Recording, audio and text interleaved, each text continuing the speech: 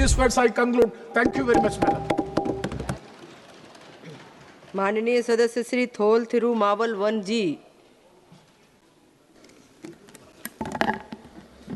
மாண்புமிகு அவைத்தலைவருக்கு வணக்கம். இந்த விவாதத்தில் பங்கேற்று உரையாற்றுவதற்கான வாய்ப்பை நல்கிய தங்களுக்கு எனது நன்றியை உரித்தாக்குகிறேன்.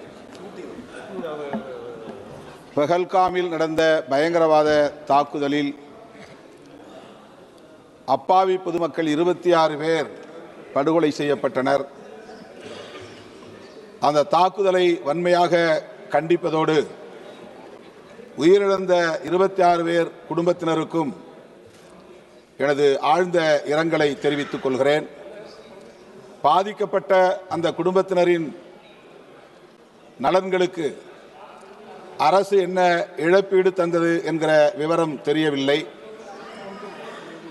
அவர்களில் குடும்பத்தாருக்கு அரசு வேலைவாய்ப்பு வழங்குவதற்கான முயற்சிகளை மேற்கொண்டதா என்கிற விவரமும் வெளியாகவில்லை.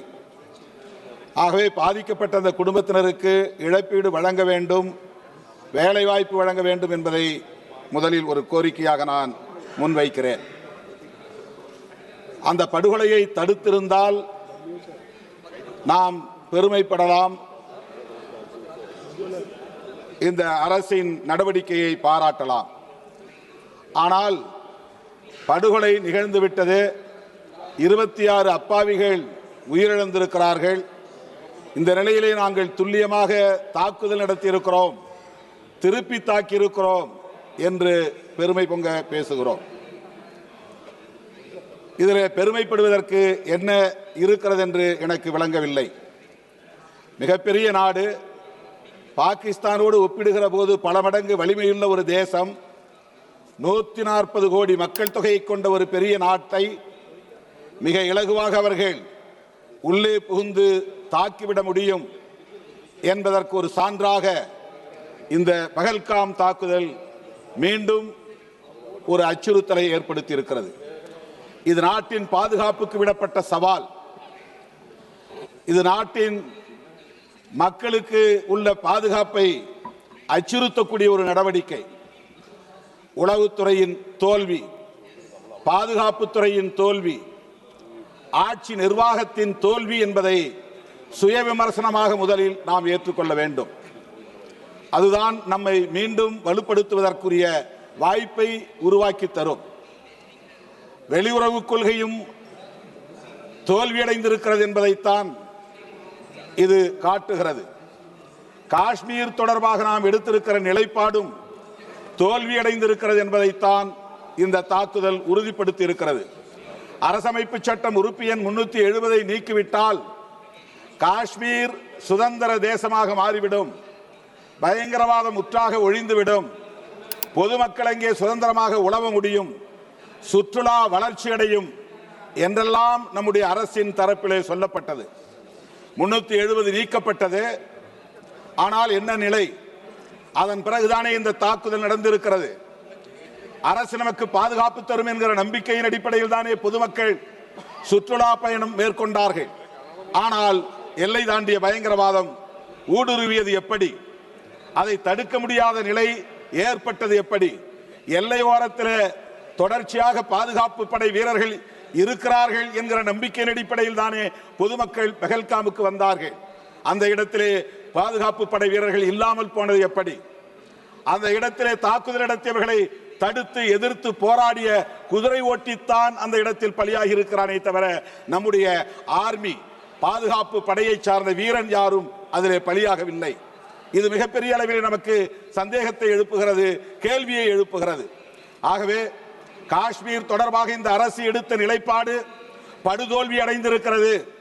அரசமைப்பு சட்டம் உறுப்பு எண் 370 நீக்கப்பட்டது, படுதோல்வி அடைந்திருக்கிறது என்பதை ஒப்புக்கொண்டு காஷ்மீர் ஜம்மு மாநிலத்திற்கு மீண்டும் மாநில அந்தஸ்தை வழங்க வேண்டும் என்று அரசுக்கு நான் வேண்டுகோள் விடுக்க கடமைப்பட்டிருக்கிறேன். இந்த பயங்கரவாத தாக்குதலால் இப்போது சுற்றுலா அங்கே பாதிக்கப்பட்டிருக்கிறது. சுற்றுலா மூலம் மட்டுமே பெரும்பான்மையான வருமானத்தை கொண்டிருக்கிற மாநிலம் ஜம்மு காஷ்மீர். இன்றைக்கு அதனால் ஏற்பட்டிருக்கிற பாதிப்பை ஈடு செய்யும் வகையில் நம்முடைய மைய அரசு, ஒன்றிய அரசு சிறப்பு பொருளாதார உதவியை ஜம்மு காஷ்மீர் மாநிலங்களுக்கு வழங்க வேண்டும், மாநிலத்திற்கு வழங்க வேண்டும் என்று கேட்டுக்கொள்கிறேன். 2023-2024 ஆண்டிய டிஃபென்ஸ் ஸ்டாண்டிங் கமிட்டி, அந்த நிலைக்குழு இது தொடர்பான ஆய்வை செய்து, விமானப்படையில் போதிய விமானங்கள் இல்லை, விமானப்படை மேலும் நவீனமயப்படுத்தப்பட வேண்டும், இன்னும் பைலட்டுகள், விமான ஓட்டிகளின் எண்ணிக்கையை பெருக்க வேண்டும் போன்ற பரிந்துரைகளை வழங்கியது. ஆனால் இதுவரையில் அது குறித்து அரசு எந்த முயற்சியையும் மேற்கொள்ளவில்லை. ரஃபேல் விமானம் சுட்டு வீழ்த்தப்பட்டதாக பாகிஸ்தான் கூறுகிறது. நாம் சொல்லுகிறோம் அவர்களை துல்லியமாக தாக்கினோம், அந்த பயங்கரவாதிகளின் பதுங்கு முகாம்களை அழித்தோம் என்றெல்லாம் பெருமை பொங்க சொல்லுகிறோம். பாகிஸ்தான் அரசும் அப்படித்தான் சொல்லுகிறது. ஸ்ரீநகர், ஜம்மு, பூஜ், பத்திண்டா போன்ற பல பகுதிகளை சுட்டிக்காட்டி இங்கெல்லாம் நாங்கள் தாக்குதல் நடத்தியிருக்கிறோம், ரஃபேல் விமானங்கள் 2 விமானங்களை சுட்டு வீழ்த்தியிருக்கிறோம் என்று சொல்லுகிறார்கள். இது எது உண்மை என்பது நமக்கு தெரியவில்லை, பொதுமக்களுக்கு புரியவில்லை. ரஃபேல் விமானங்கள் சுட்டு வீழ்த்தப்பட்டது உண்மையாக இருந்தால் அந்த விமான தொடர்பாக நடந்த ஊழல் குறித்த விசாரணை தேவைப்படுகிறது. ரஷ்யாவை மட்டுமே ராணுவ தளவாடங்களுக்கு நம்பி இருப்பதை அரசு கைவிட வேண்டும். இன்னும் பல நம்பிக்கைக்குரிய நாடுகளோடு ஒப்பந்தம் போட்டுக்கொண்டு அந்த ட்ரோன் போன்ற தொழில்நுட்பத்தை மேம்படுத்துவதற்கு, விமானங்களின் எண்ணிக்கையை உயர்த்துவதற்கு அரசு முன்வர வேண்டும் என்று கேட்டுக்கொள்கிறேன். சர்வதேச அரங்கில் இந்திய தேசத்தின் நன்மதிப்பு பாதிக்கப்பட்டிருக்கிறது.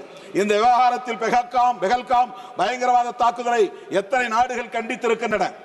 அமெரிக்க அரசின் நிலைப்பாடு என்ன? அந்த நாட்டின் ராணுவ அதிகாரியை அழைத்து அவர் விருந்து கொடுக்கிறார். அதற்கு என்ன பொருள்?